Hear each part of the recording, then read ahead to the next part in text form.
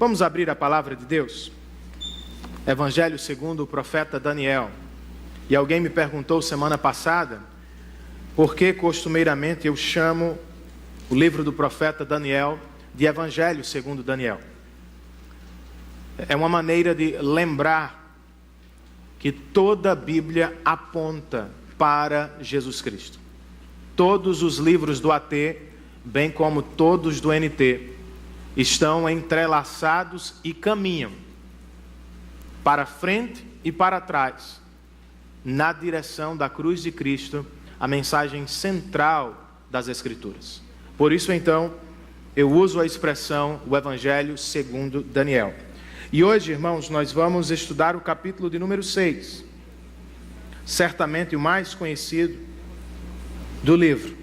E eu espero que, com a graça de Deus, sejamos muito abençoados pela palavra.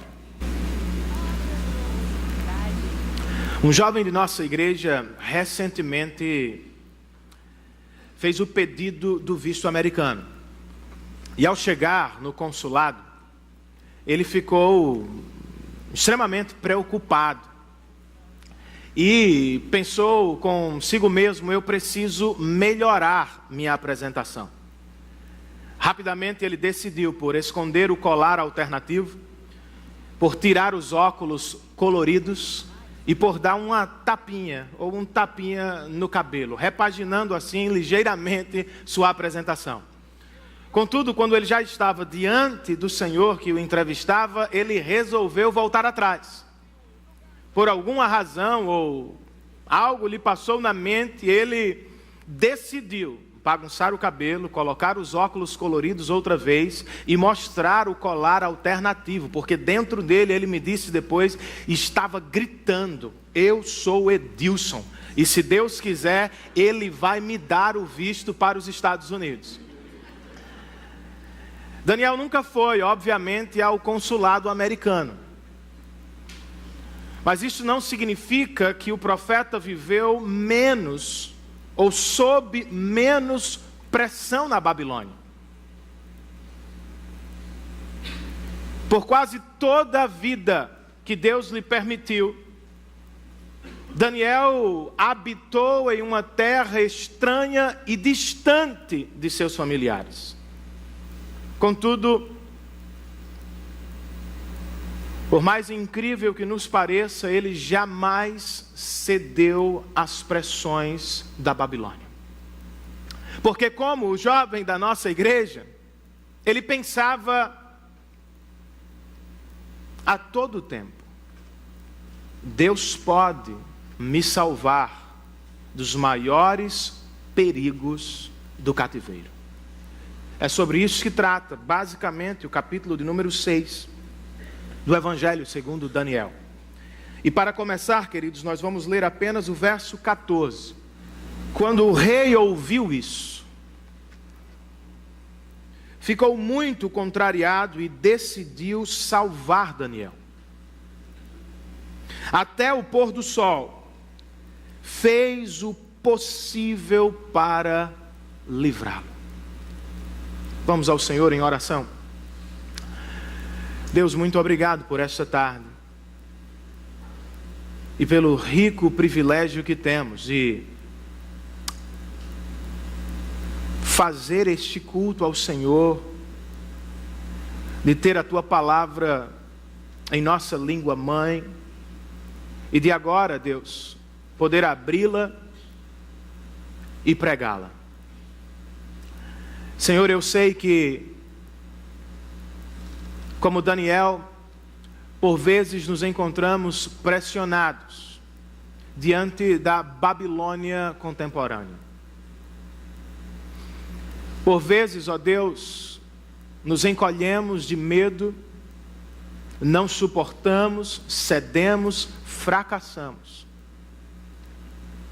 E em tempos tão conturbados da nossa nação, nós imploramos por poder do alto, a fim de que sejamos cristãos para a glória de Deus Pai. Assiste-nos, ó Espírito Santo de Deus, proclama Tua palavra de maneira poderosa e nos prepara para uma semana na Babilônia. De modo que vivamos, como disse Paulo, todas as coisas para a glória do Senhor. Nós oramos em nome de Jesus Cristo e para a glória dele. Amém. Estamos diante do evento mais conhecido do livro de Daniel. E para compreendê-lo melhor, nós precisamos fazer duas perguntas elucidativas, que podem esclarecer o cenário e a mensagem do capítulo. A primeira é: quem é Dario, o Medo, que tomou o império da Babilônia? Os historiadores não entram em consenso. Alguns deles, por exemplo, nos dizem que é praticamente impossível precisar a identidade de Dario, uma vez que não há registros históricos sobre esta pessoa na queda da Babilônia. Outros nos dizem que Daniel está apenas trocando os nomes. Dario é também Ciro, dizem eles. Ciro na Pérsia, Dario na Babilônia. Outros historiadores nos informam que muito provavelmente Dario entrou para a história da queda da Babilônia com outro nome: Gubaru, o comandante do exército de Ciro. Este homem está na história da queda da Babilônia, e foi ele que recebeu de Ciro poder para governar ou reinar a nova região conquistada pelos medos e pelos persas. Ainda assim, irmãos, nós não podemos precisar a real identidade de Dario, ao menos não aqui. O que podemos perceber é que os tempos estão mudando. O rei já não é mais Nabucodonosor, tampouco Belsazar. Agora, quem se assenta no trono da Babilônia é Dario. Não apenas os reis mudaram, o próprio império mudou. Ele não se chama mais Império da Babilônia. Ele é agora Império Medo-Persa. As coisas, portanto, mudaram. Os problemas para Daniel, contudo, continuam os mesmos.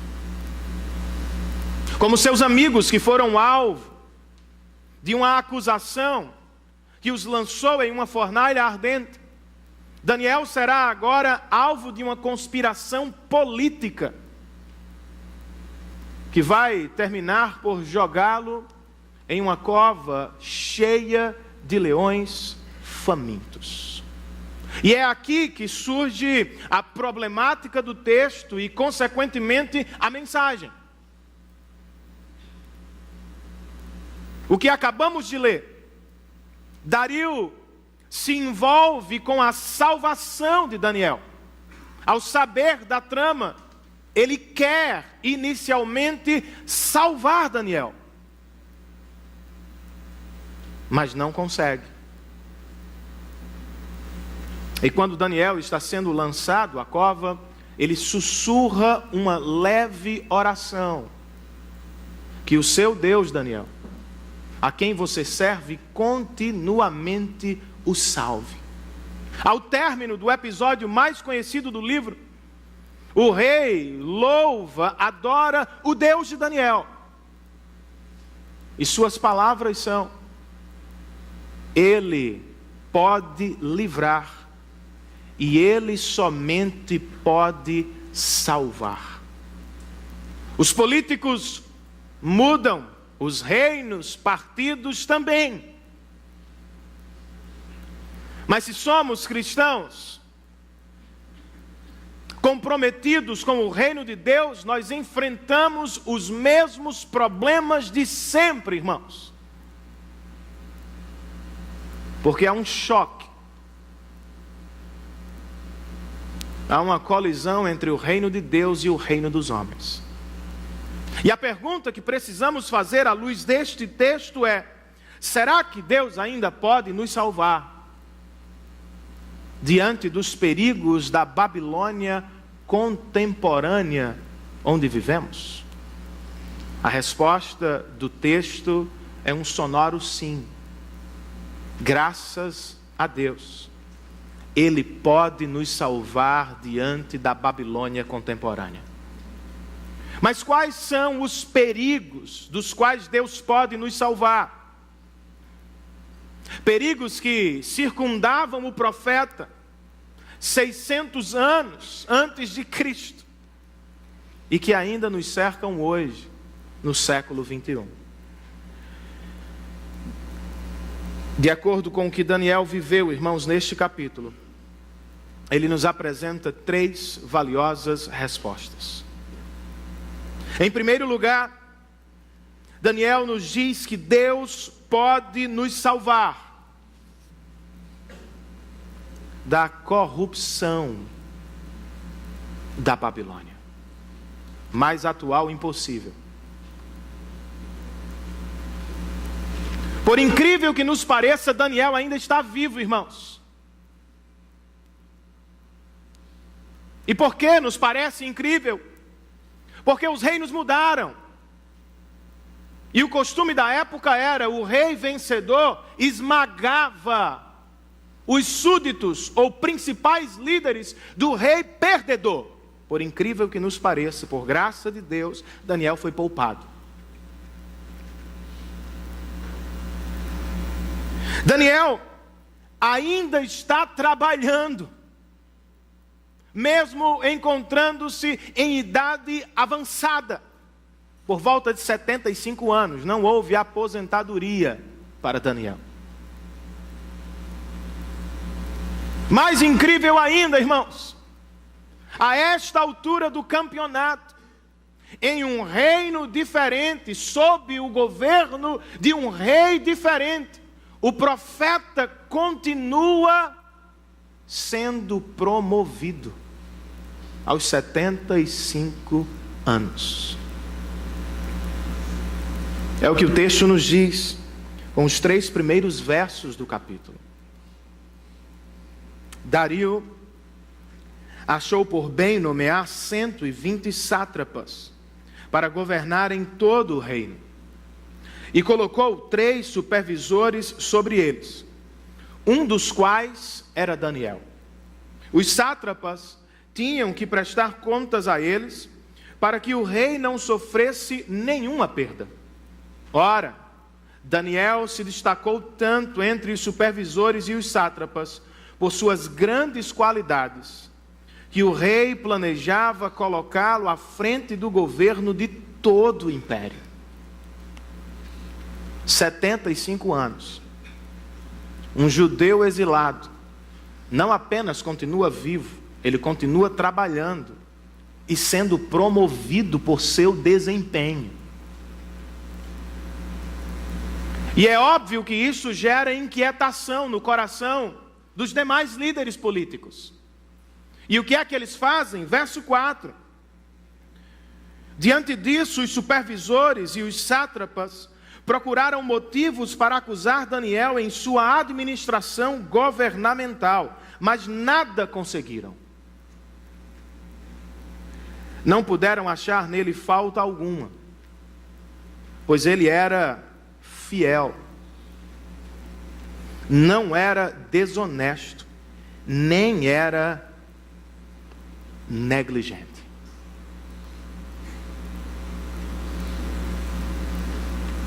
Qual é o problema aqui, irmãos? Não é simplesmente inveja. Certamente há um quê de inveja. Babilônios, medos e persas estão vendo a exaltação de um judeu exilado. Há um quê de inveja, mas há muito mais.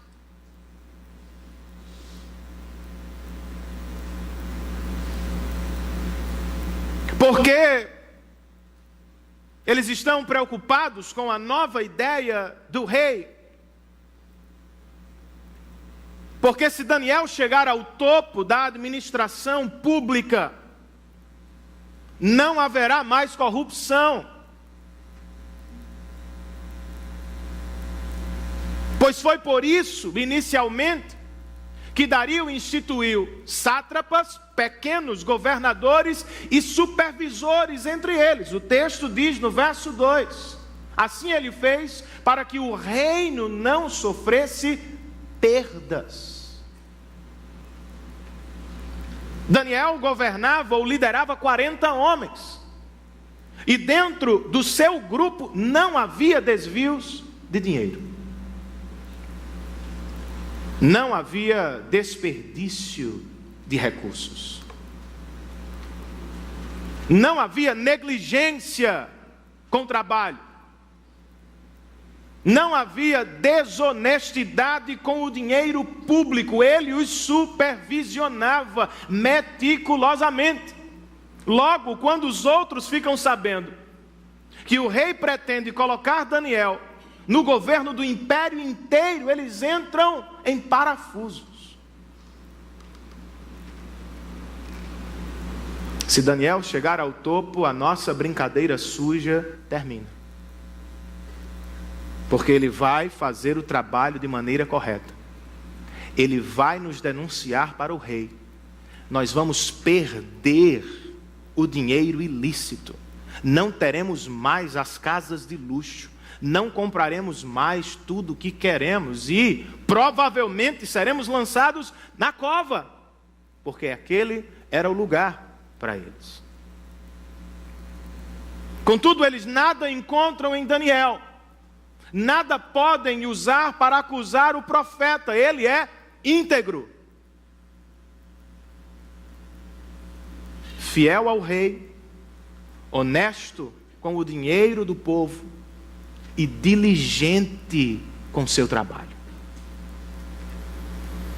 Como não podem acusar Daniel, eles tramam um plano para comprar o rei Dario, irmãos. E o plano está nos versos 7 e 8.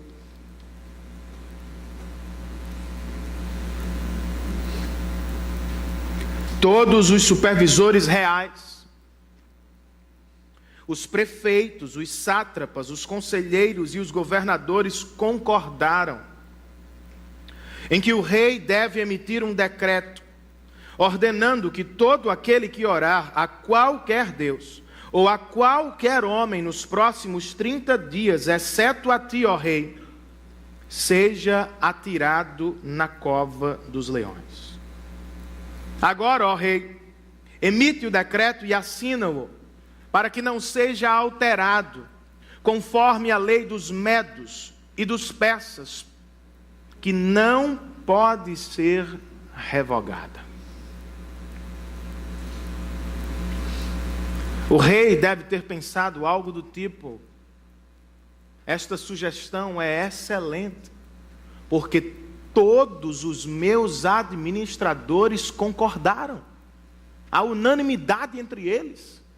Prefeitos, sátrapas, conselheiros, supervisores, todos concordaram. Todos exceto um. Mas o rei não percebeu que Daniel não estava lá. Ele caiu na unanimidade. Caiu também na proposta da autoadoração, irmãos. Ele ouviu dos homens mais sábios e ricos do império: neste tempo de transição, você precisa ser adorado. Por 30 dias, você será o mediador entre os deuses e os homens. Dale Davis escreve: há algo viciante na ideia de se tornar o próprio Deus, mediador entre os céus e a terra, mesmo que a experiência dure apenas 30 dias. E é óbvio que ele se aproveitou da sugestão e manobrou politicamente, quem sabe pensando: precisamos de uma medida severa em tempos de transição. Os meus súditos da Babilônia precisam saber quem manda agora. O fato é que ele foi enganado, irmãos. O rei foi enganado pela corrupção, não apenas dos seus súditos, mas também do seu próprio coração. Será que você também já foi enganado? Como é que nós vivemos, irmãos, na nossa Babilônia? Igualmente tomada por corrupção. Ao nos dizer que Daniel continua trabalhando e sendo promovido em idade avançada, em um reino diferente, sob um governante novo, o texto bíblico está pregando aos cristãos de todas as gerações: não se desesperem, não cedam às pressões da corrupção. Deus sempre cuida de seu povo, porque Ele cuida de mim, porque Ele cuida de você. Nós não precisamos ceder à pressão da corrupção, não precisamos tomar do governo, não precisamos tomar das pessoas para quem vendemos ou de quem compramos, irmãos. Quem cuida de você não é o governo, em última análise. Quem cuida de você não é a sua esperteza. Quem cuida do cristão é o Deus Todo-Poderoso, irmãos. Sendo assim, eu e você não precisamos entrar no jogo da corrupção, até porque é um engano. Qual é o engano? Qual é a mensagem da corrupção na prática? Ela nos promete: se tiverem mais, vocês serão mais felizes. Se tirarem mais, vocês serão mais poderosos. Se conseguirem mais, vocês terão mais segurança no futuro. Quem disse, irmãos, que a nossa segurança está no dinheiro? A nossa segurança está nas mãos do Senhor Todo-Poderoso. O nosso poder não é da terra nem material, irmãos. Ele é do alto e é espiritual. A nossa felicidade não se resume ao número de bens que possuímos. A nossa grande alegria na vida se resume ao único bem que recebemos e jamais poderemos perder: salvação por meio de Cristo Jesus, que nos coloca para sempre sob a bênção e o cuidado do Pai. Ao nos colocar diante do trama dos políticos da Babilônia, o texto também está pregando: não idolatrem governos, partidos ou governantes. Eles vão falhar. Deus pode, como fez com Daniel, nos abençoar em tempos de transição política. Mas não podemos nos esquecer de um fato, irmãos. Se somos cristãos genuínos, o mundo, seu sistema e seus adoradores vão, por vezes, nos odiar.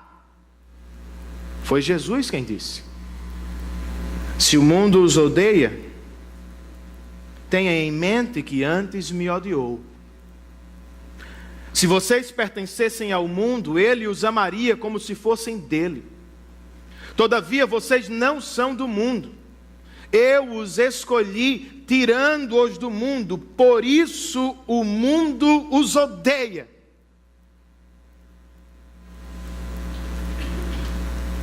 O nosso estilo de vida, o nosso compromisso com os valores do reino, entram em choque, colidem. E como não participamos ou não devemos participar dos jogos ou dos jogos mundanos, obviamente eles nos empurrarão, irmãos, para fora. Então, como vivemos nesta Babilônia contemporânea, Renan? Nós vivemos de acordo com a natureza ou identidade que recebemos do Senhor. Nós não somos da Babilônia, estamos nela. Como disse Pedro em sua carta, nós somos peregrinos e forasteiros nesse mundo. Como disse o apóstolo Paulo, a nossa pátria é celestial, irmãos. Somos, como chama o Dr. Timothy Keller, estrangeiros residentes. E ele explica a expressão bíblica com as seguintes palavras: os estrangeiros residentes eram cidadãos de um país que residiam o tempo todo em outro.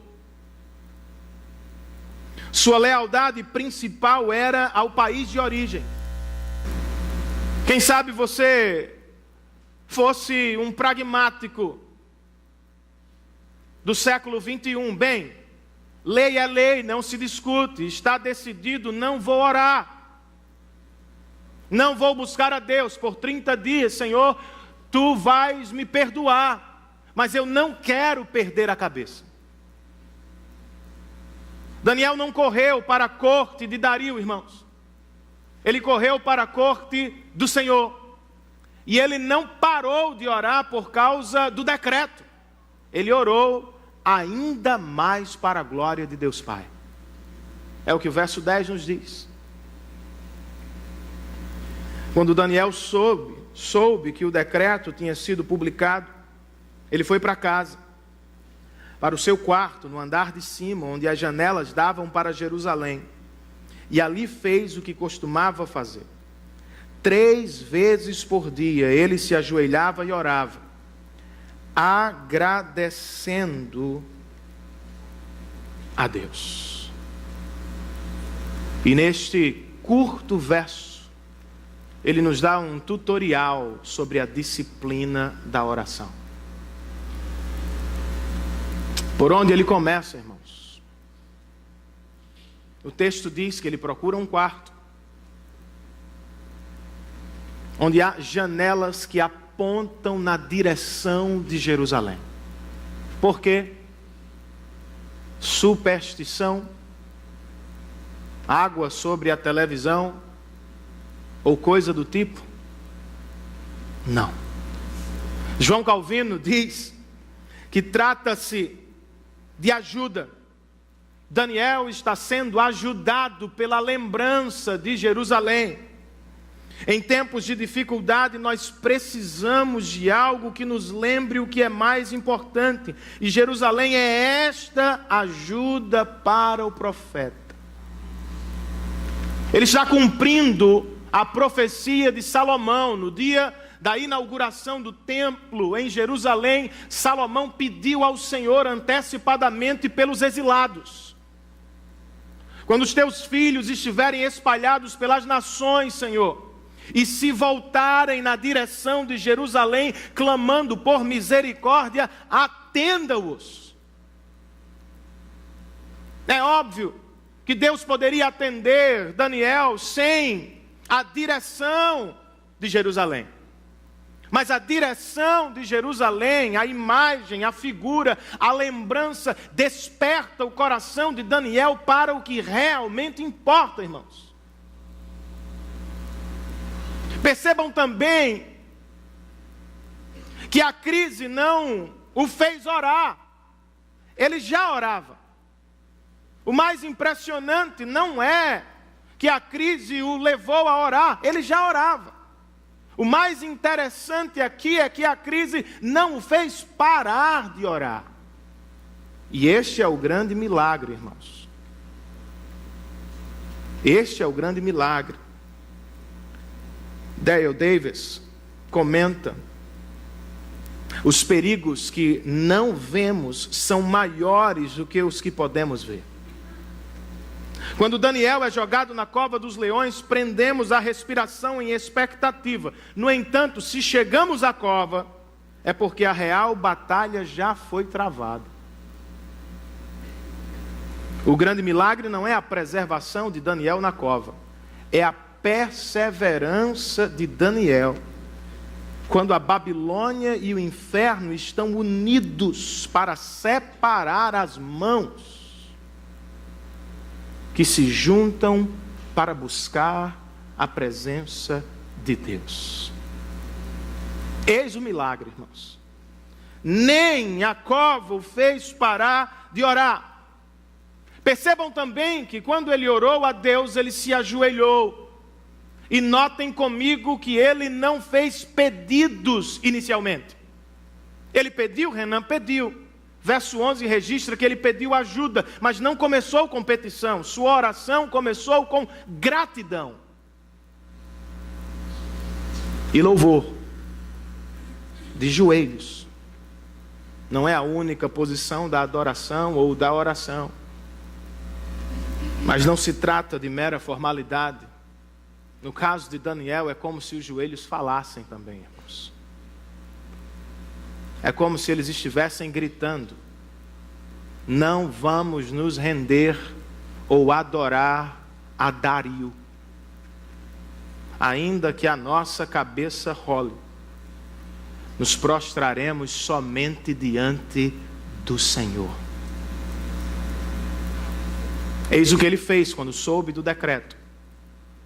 E o rei o que fez quando soube da trama, ele descobriu depois, posteriormente.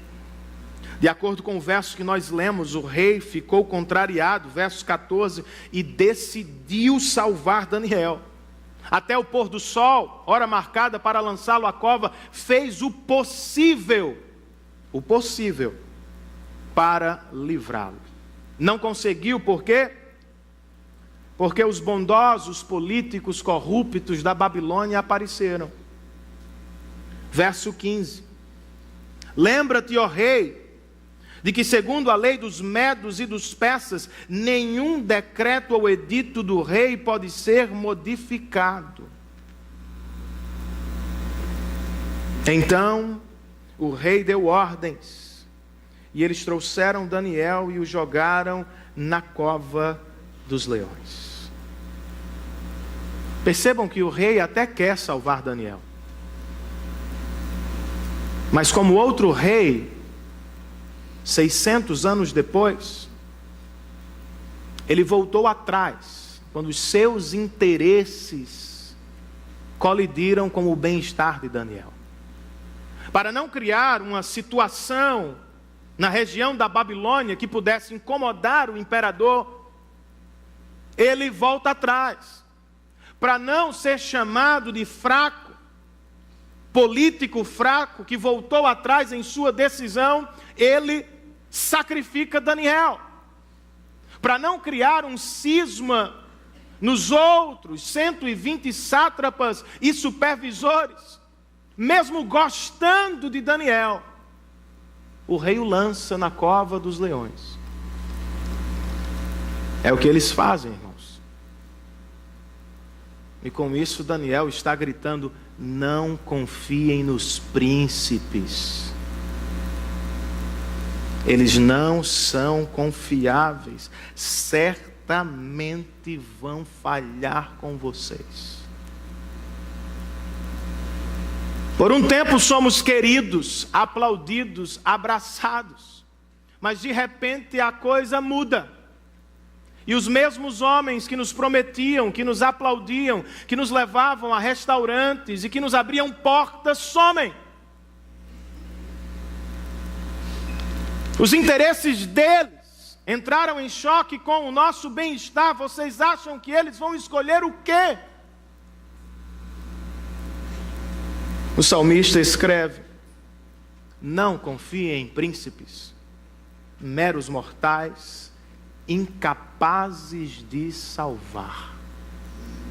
Qual é a alternativa, cristão? O mesmo salmista canta: como é feliz aquele cujo auxílio é o Deus de Jacó, cuja esperança está no Senhor, no seu Deus, que fez os céus e a terra, o mar e tudo que neles há, e que mantém a sua fidelidade para sempre.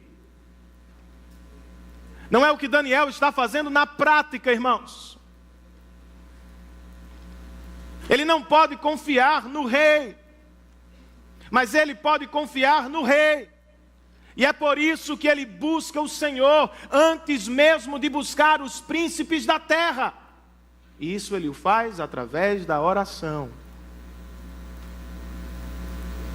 e se apresenta como um modelo a ser copiado. Como você começa a sua oração? Sem Bíblia, sem antes ler a palavra, naturalmente nós começamos por nós mesmos. Faça o teste. Ore e depois leia. Você muito provavelmente vai pedir por seus problemas, sua família, suas situações. Coração egoísta nós temos. Batemos os joelhos no chão e nos lembramos imediatamente do próximo. Só do próximo de casa. Do filho, da filha, do marido, da esposa. Pouco lembramos do Senhor, irmãos, a não ser como nosso servo. Mas percebam que Daniel não começa com petição. Ele começa com gratidão. Ele não começa no plano horizontal, ele começa na vertical, da mesma forma como Jesus nos ensinou a orar. A oração de Daniel e a oração de Jesus, ambas são teocêntricas.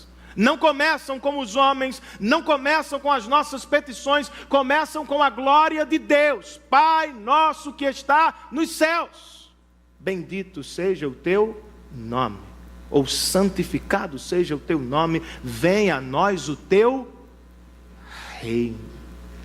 Percebem a ordem? É o que Daniel está fazendo quando se lembra de Jerusalém, irmãos. Eis um teste para a sua espiritualidade hoje. Sua oração é mais cheia de petição ou de gratidão? Que o Senhor nos liberte da ansiedade mundana pelas coisas. E que Ele nos batize com gratidão.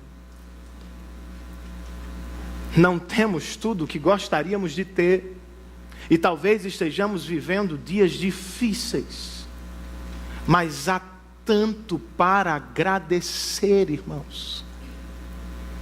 E as respostas devemos esperá-las. E os pedidos devemos fazê-los. Mas não podemos priorizá-los, irmãos. O pastor presbiteriano Eugênio Peterson tem uma frase sobre oração que é muito, muito abençoadora.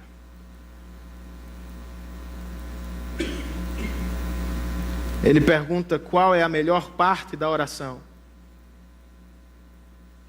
E ele responde, não é o pedido, não é a resposta. A melhor parte da oração é a oração. Porque ela nos coloca face a face com o Rei da Glória.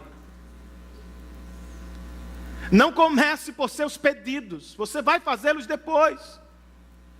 Mas talvez nem precise. Comece com Deus. Comece com a glória dEle, a beleza dEle, a majestade dEle, os feitos dEle, a cruz dEle, o evangelho dEle. Sature o seu coração com a glória de Deus. E se puder, o faça de joelhos. Eu sei que a oração de joelhos não é a única oração. Mas esta posição nos ajuda a lembrar da nossa real posição diante dEle. Os joelhos na Bíblia têm futuro. Em breve, todos eles se prostrarão. E reconhecerão que só Jesus Cristo é o Senhor para a glória de Deus Pai. Se vamos fazê-lo no futuro, por que não praticar agora? Não ordenamos, não mandamos, não exigimos, não manipulamos, humildemente nos dobramos e abrimos as mãos para receber as generosas dádivas do nosso Deus. Por fim, queridos, Deus pode nos salvar do perigo da corrupção, que Ele o faça para a glória do seu nome. Deus pode nos salvar do perigo da perseguição. E por fim, Ele pode nos salvar da destruição completa da Babilônia.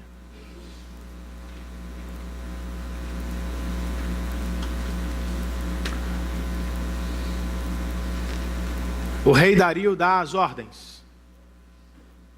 Seus súditos as cumprem imediatamente. Lançam Daniel à cova, voltam para casa e provavelmente dormiram uma boa noite de sono. O rei, no entanto, não tem a mesma sorte. Pois o verso 18 registra, tendo voltado ao palácio, o rei passou a noite sem comer e não aceitou nenhum divertimento em sua presença. Além disso, não conseguiu dormir. Consciência atribulada, o profeta ainda estava diante dos seus olhos. É por isso que diz o verso 19, logo ao alvorecer, o rei se levantou e correu para a cova dos leões. E quando ia se aproximando da cova, chamou Daniel com voz que revelava aflição. Daniel, servo do Deus vivo, será que o seu Deus, a quem você serve continuamente, pôde livrá-lo dos leões? Contrariando todas as expectativas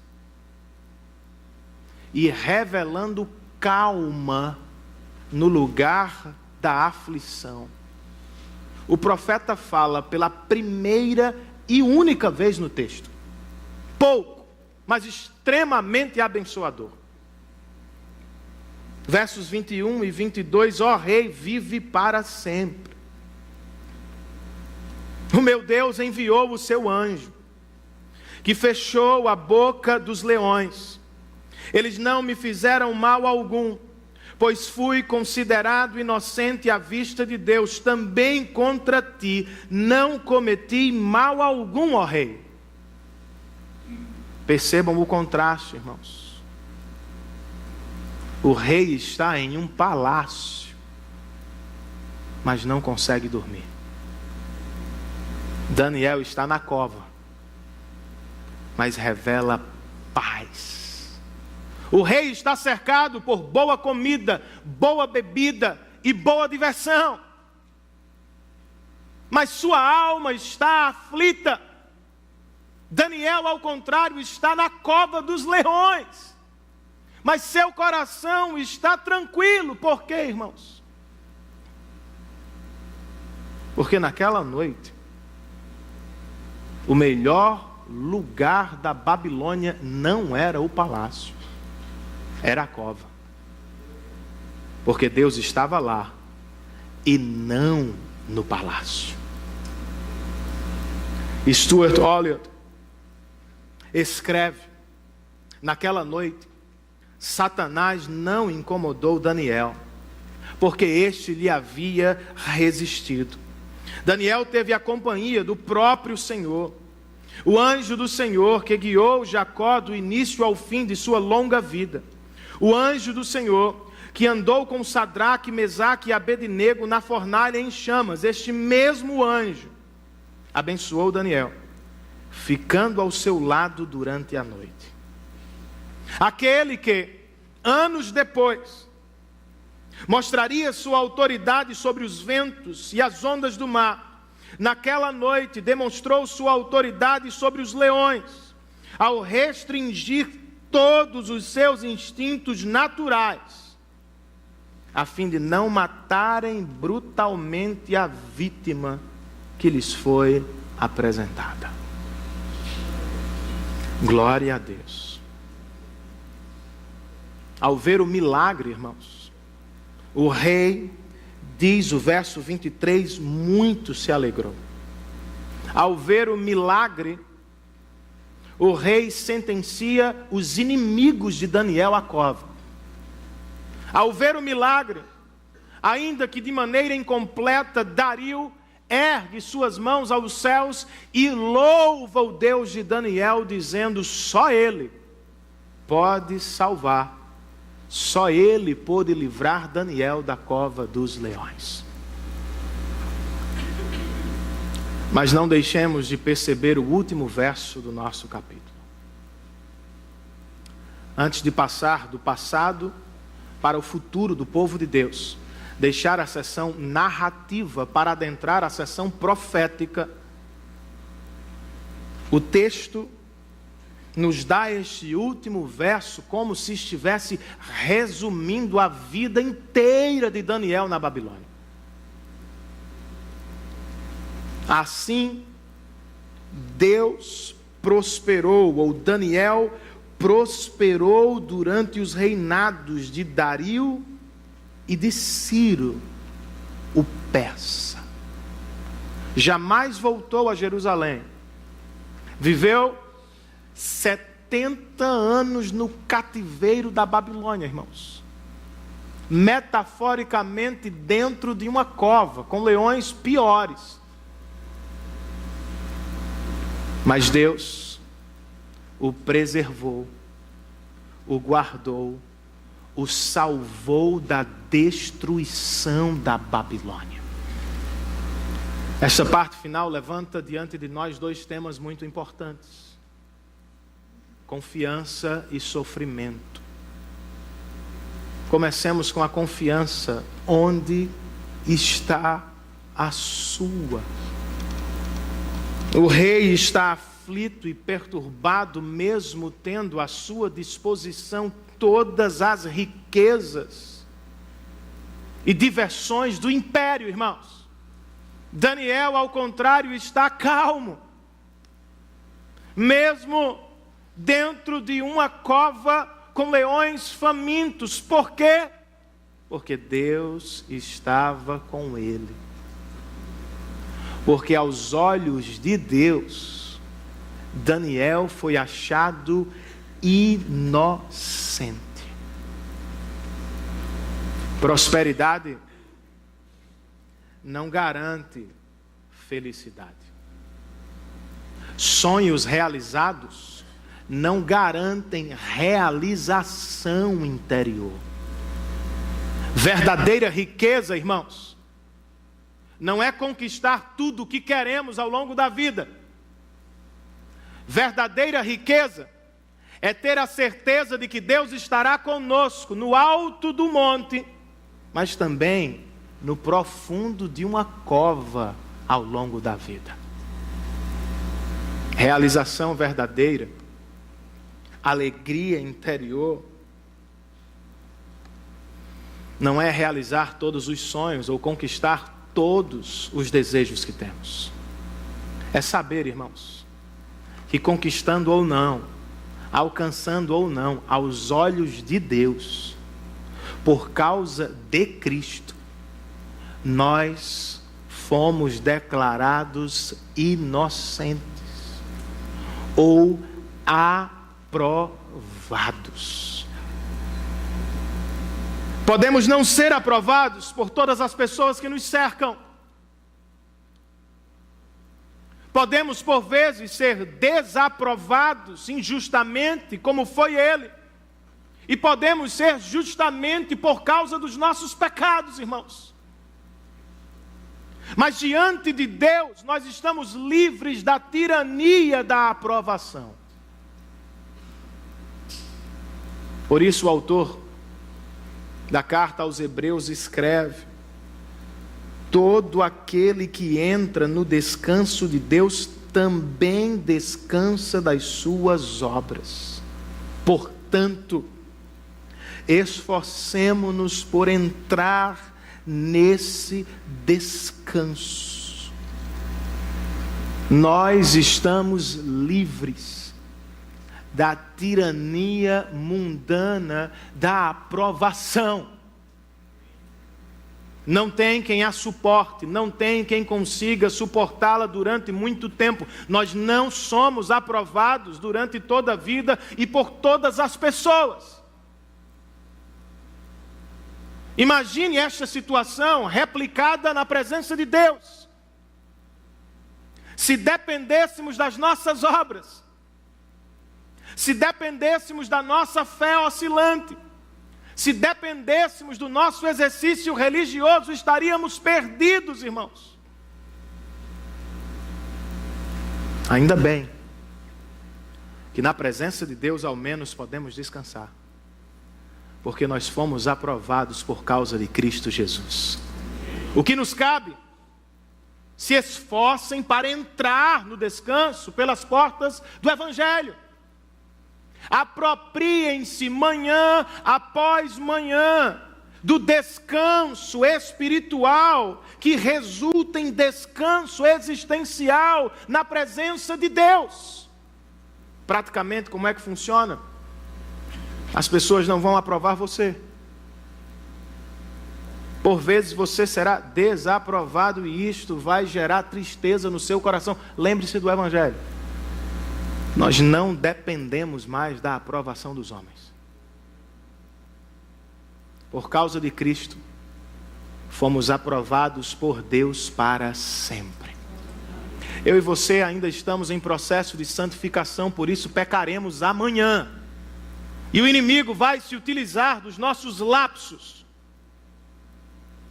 para nos enganar, nos empurrando para longe de Deus, como que dizendo: vocês não merecem.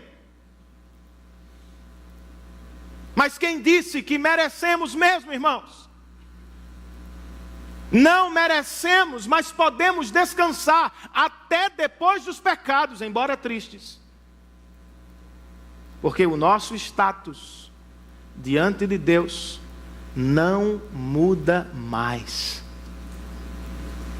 Ele não depende das minhas obras. Ele depende da única e definitiva obra de Jesus Cristo na cruz do Calvário. E o que o texto nos fala sobre o sofrimento? Será que sempre escaparemos da cova dos leões? Será que sempre ao final das aflições vamos prosperar como Daniel prosperou na Babilônia? Se este é o ensino deste texto, o que diremos diante dos milhares de cristãos que morreram lançados às mesmas feras?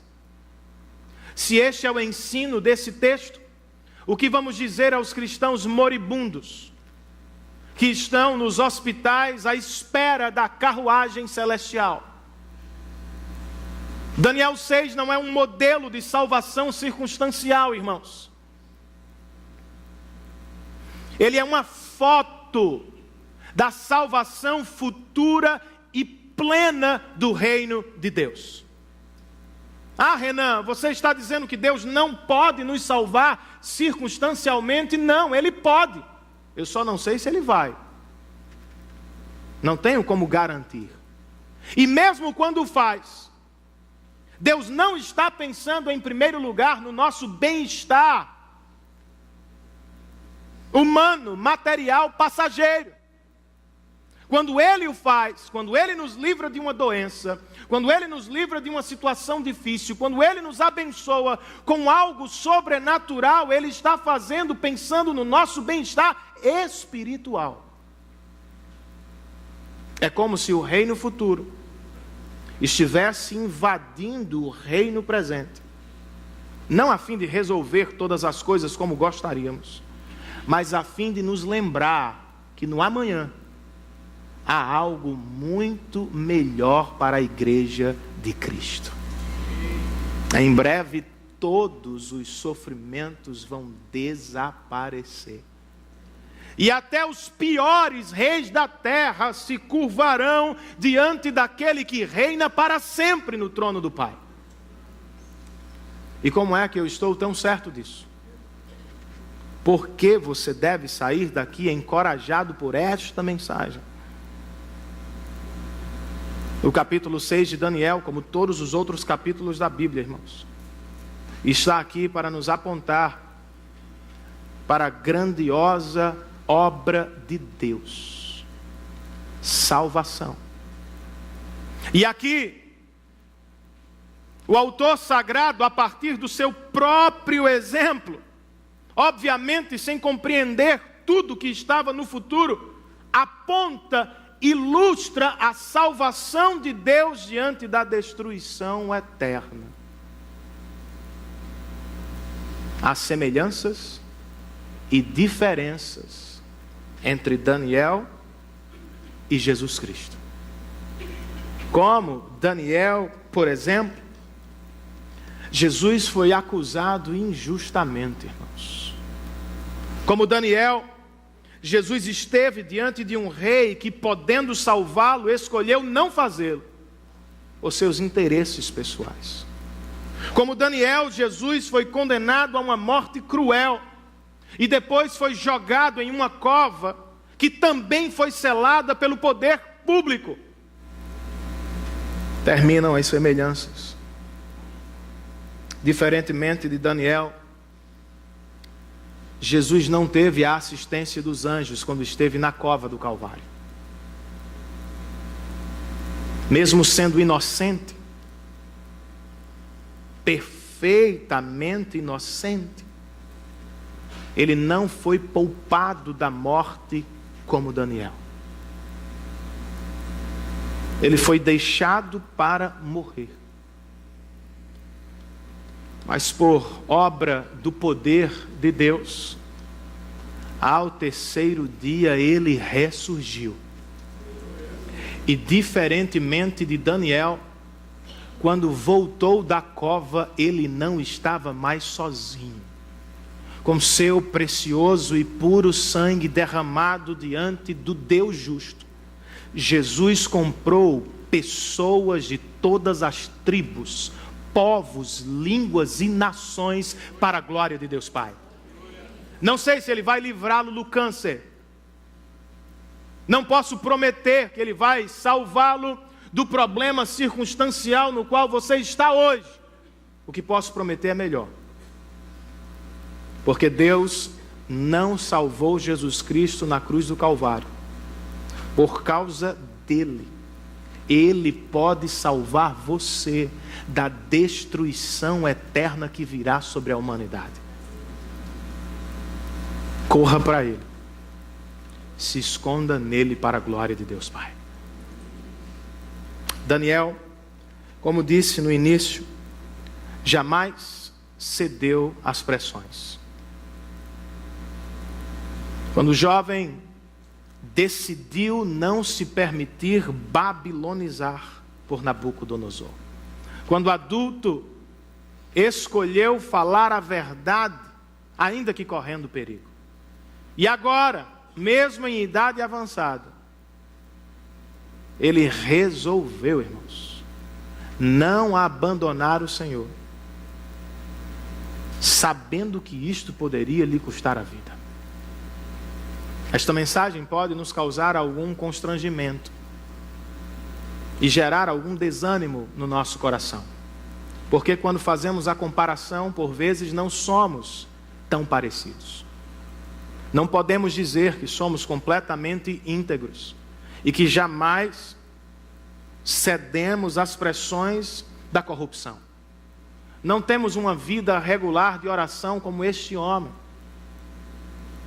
E também não confiamos no Senhor todas as vezes, em todas as covas, como ele. E se você entende a mensagem assim, seja como Daniel e você será salvo, você sai daqui perturbado. Porque se depender de nós, estaremos perdidos. Por isso eu quero terminar a mensagem convidando o louvor aqui à frente, com duas breves exortações. A primeira delas, não ouse ser outra pessoa diante de Deus. Você não precisa. Você não é aceito porque se parece com Daniel. Devemos buscar semelhança. Nós somos aceitos por causa da obra de Cristo Jesus na cruz do Calvário. Ponto, irmãos. Sendo assim, não ouse ser outra pessoa, não ouse ser fariseu, não ouse ser religioso. Afaste-se disso. Seja verdadeiro, transparente e abra o coração hoje na presença do Senhor. A partir desta, eu faço outra: não ouse não ousar. E a expressão vem do livro infantil de Nárnia, quando o grande leão Aslan, figura que representa Cristo, se encontra com um cavalo perdido, medroso e envergonhado. Ao se deparar com o leão, ou ao dar de cara com o leão, o cavalo refuga e tenta fugir da presença do leão por não se sentir apto, adequado para o encontro.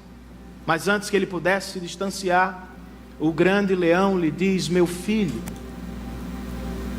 aproxime-se, não tenha medo, venha para perto, não ouse, não ousar, toque-me.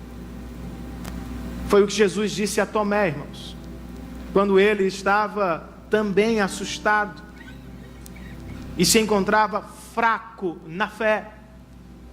É o que Jesus está dizendo a você, é o que Ele está dizendo ao meu coração. Não precisamos ser exatamente como Daniel, precisamos confiar no Deus de Daniel. Não precisamos ser perfeitos, não vamos conseguir. Precisamos confiar no sacrifício perfeito do Filho de Deus.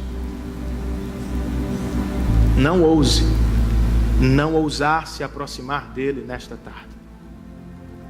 Vamos nos colocar de pé e adorar ao Senhor.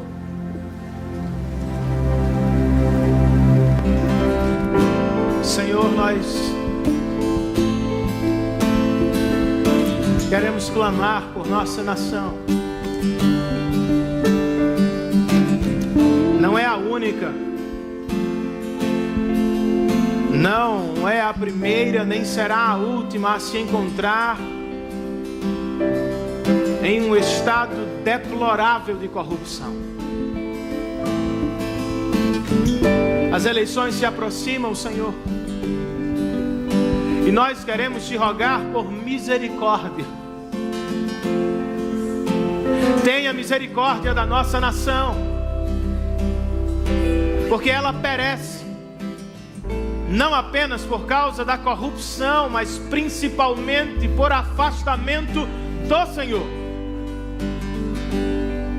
Promove arrependimento no coração dos cristãos, Senhor, dos que estão na base, dos que estão no topo, de modo que venhamos a nos humilhar em Tua presença, buscando o Teu socorro. Ah, Senhor, a saída não é fugir para outro país, como muitos fazem. A esperança está no Teu Evangelho, no poder do Teu Evangelho nos nossos corações, Senhor. Firma os nossos pés no Evangelho nesta Babilônia e nos permita dar frutos para a glória de Deus Pai. Que o nosso coração não esteja enfeitiçado com o dinheiro, que ele não se dobre diante das facilidades, que ele não seja escravo do conforto. Que o Teu Evangelho nos liberte a cada manhã e que nos permita, por graça, viver somente para Deus. Oh, Senhor, nos permite viver a oração de Daniel. Nos concede graça para seguir o Seu exemplo. E se estamos de alguma maneira enrolados ou mergulhados em qualquer tipo de corrupção, tenha misericórdia do nosso coração. Perdoa-nos por causa de Cristo Jesus e promova transformação para a glória de Cristo Jesus.